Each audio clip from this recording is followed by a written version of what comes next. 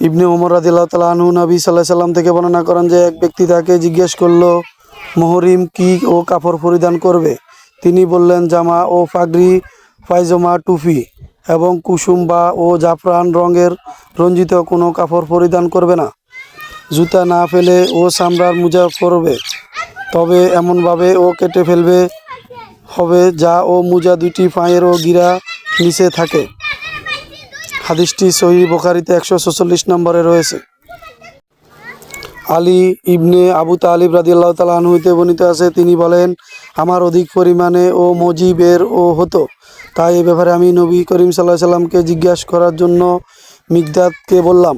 তিনি ও তাকে জিজ্ঞেস করলেন।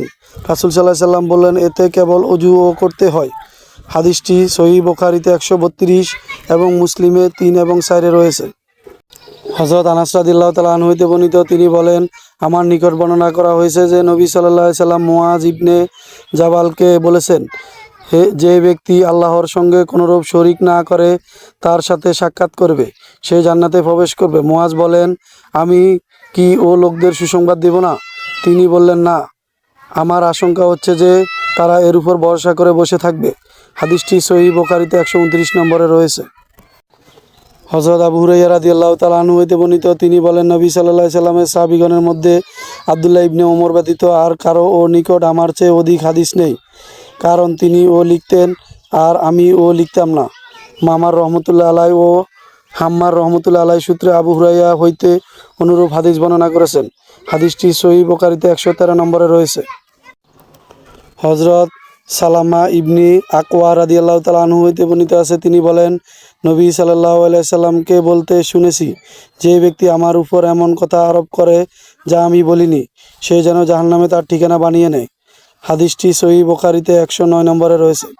হযরত আনাস রাদিয়াল্লাহু তাআলা আনহু হতে বর্ণিত, তিনি বলেন, এই কথাটি ও তোমাদের নিকট বহু হাদিস বর্ণনা করতে প্রতিবন্ধকতা হয়ে দাঁড়াবে যে নবী সাল্লাল্লাহু আলাইহি সাল্লাম বলেছেন, যে ইচ্ছাকৃতভাবে আমার উপর মিথ্যা আরোপ করে সেই জাহান্নামে তার ঠিকানা বানিয়ে নেয়।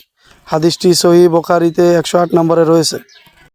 হযরত আলী রাদিয়াল্লাহু তাআলা আনহু হতে বর্ণিত আছে, তিনি বলেন, নবী সাল্লাল্লাহু আলাইহি সাল্লাম বলেছেন, তোমরা আমার উপর মিথ্যা আরোপ করো না, কারণ আমার উপর যে মিথ্যা আরোপ করবে সে জাহান্নামে যাইবে।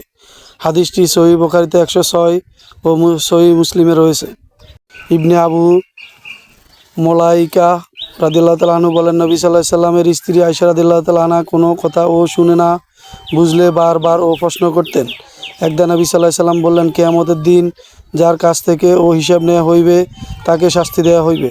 আয়েশা রাদিয়াল্লাহু তাআলা আনহা বলেন, আমি জিজ্ঞাসা করলাম, আল্লাহ তাআলা কি ও ইরশাদ করেননি, তার ও হিসাব নিকাশ ও সহজ করে নেওয়া হইবে? হাদিসটি সহিহ বুখারীতে 103 নম্বরে রয়েছে। হযরত আবু সাঈদ রাদিয়াল্লাহু তাআলা আনহু হতে নবী সূত্রে বর্ণিত, আব্দুর রহমান আল আস-সাহাবানী রহমতুল্লাহ আলাইহি আবু হুরায়রা হইতে বর্ণিত, তিনি বলেন, এমন 3 জন যারা ও সাবালকতে পৌঁছায়নি। হাদিসটি সহিহ বুখারীতে 102 নম্বর রয়েছে।